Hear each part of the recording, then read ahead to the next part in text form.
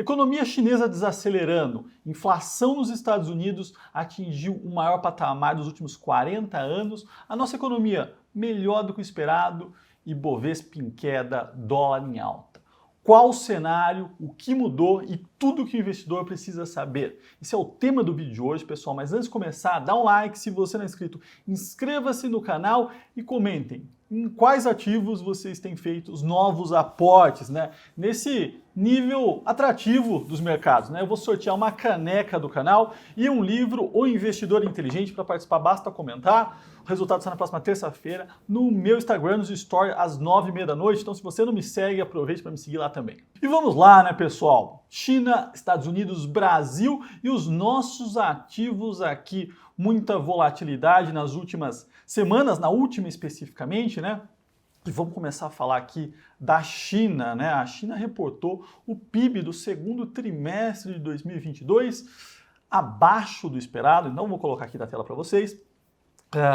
O PIB em relação ao mesmo período no passado, né? Segundo trimestre cresceu 0,4%, uma expectativa aqui de 1%, anterior, né? O dado anterior estava na casa dos 4,8%, então mostrando aqui uma desaceleração.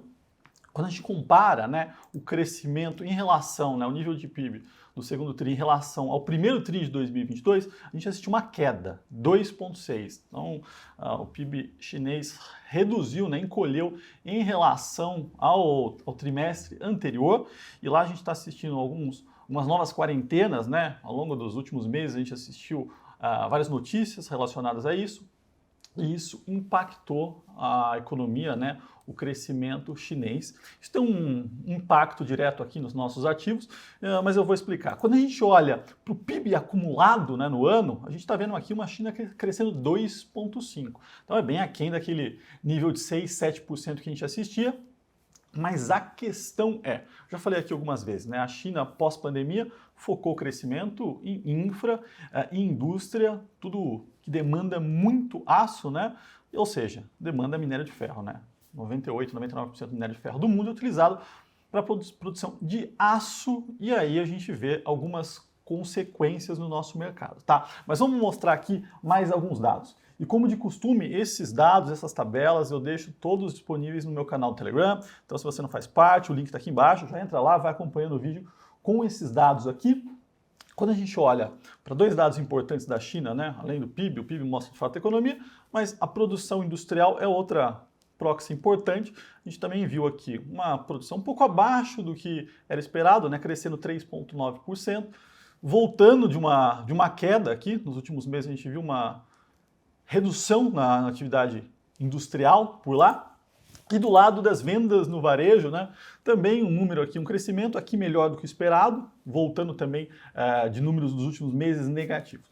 A questão é a seguinte, né, como eu falei, a China demanda muito minério de ferro, né, para produção de aço, para crescimento econômico, e a gente sabe que a China opera muito bem o mundo, e mais uma vez o minério de ferro, né, nesses últimos meses, saiu do patamar dos $150 para casa dos $100, o que de alguma forma ajuda, né, a economia chinesa a se reestocar. A gente assistiu isso muito nos últimos meses, né? Eu falei aqui naquele momento da Evergrande, né, que o minério chegou a $200 e aí boatos sobre quarentenas, sobre empresas quebrando, coisas que não são comuns na China começaram a acontecer.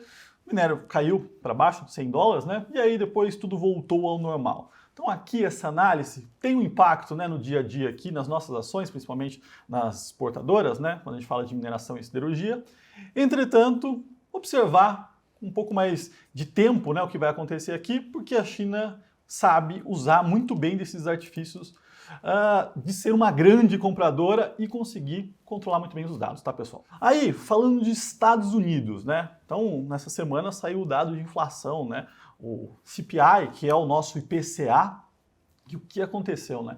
Inflação acumulada nos últimos 12 meses, 9,1%. É uma inflação alta, né? Se não fosse em outro momento, é uma inflação alta, inclusive, para um emergente como o Brasil, 9,1% seria alta. A gente está falando de um momento específico do mundo, né, como um todo, mas esse nível de inflação é o maior dos últimos 40 anos. Então, isso aqui tem uma consequência forte, né?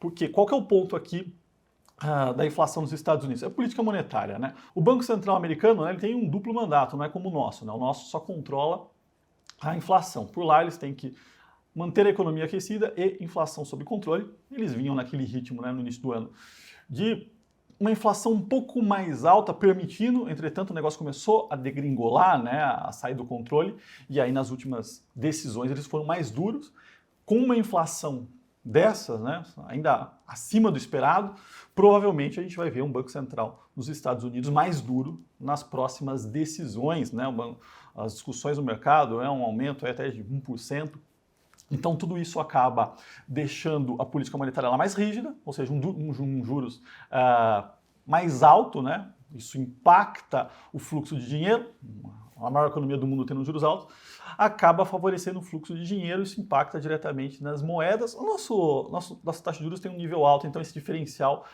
é grande ainda, mas isso impactou a visão também de crescimento econômico, né? Porque um juros maior significa um crescimento menor, né? Ou seja, nos Estados Unidos é até uma recessão, estamos falando de recessão lá.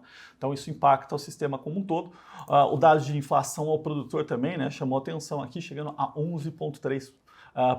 Então inflação lá chamando atenção. Por aqui, né, a gente tem visto uma reprecificação, né, uma mudança nas estimativas do mercado como um todo de projeções econômicas para crescimento. Essa aqui é um exemplo só de um banco gringo, jogando projeção de crescimento para 2% Brasil, mas isso é de forma geral. No primeiro semestre os dados vieram acima do esperado, nos últimos meses deram uma certa redução, né, no crescimento, mas a gente assistiu novamente uma melhora aqui nos dados, e quando a gente olha para a nossa inflação, né, saiu na última semana, nossa inflação veio abaixo do esperado, então a inflação de 0,67, esperado era 0,70, mas o que chama atenção?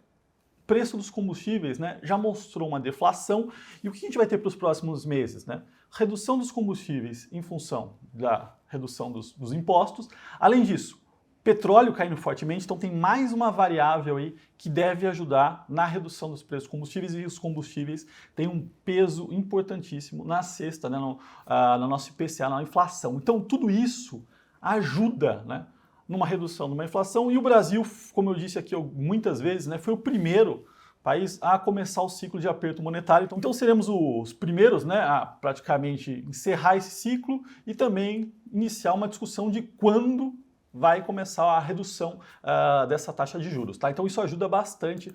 Do nosso lado aqui, a inflação aqui a 11,89, se for pensar e comparar, né, uma inflação a 11,12 Brasil, 9 Estados Unidos, a gente está muito bem no relativo, né? Porque o mercado você tem que analisar tudo no relativo.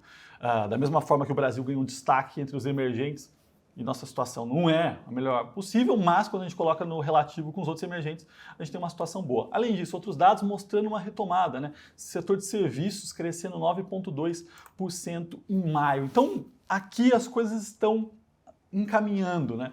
O que pega um pouco é a questão ainda fiscal, né? A gente vai ver no dólar qual que foi o impacto, mas as coisas estão ajudando. Na contraparte, o que a gente viu, né, um mercado azedo, né, Ibovespa chegando na casa dos 96 mil pontos, de alguma forma, seguindo essa tendência, né, então quando a gente coloca aqui Ibovespa versus outras bolsas, eu peguei os envolvidos, né, S&P, Nasdaq e Eurostoxx, seguiu essa tendência, uma queda de 7, estamos ainda bem em relação às outras bolsas, né? Estados Unidos aqui caindo 19, 27, Europa caindo 19, no relativo melhor, mas nesses últimos dias as coisas têm pegado, embora, né, quando a gente olha para os nossos dados estão bem melhores do que Estados Unidos, China e Europa, tá? Então, é um pouco mais de ânimo geral, né, abatendo os ativos do que de fato ali os números mesmo, os números corporativos têm mostrado ainda bons resultados, e a gente vai começar a ver agora na próxima temporada, nas próximas semanas. E o dólar, né? A gente viu uma versão a risco gigantesca. Aqui tem uma questão fiscal, né? Um aumento de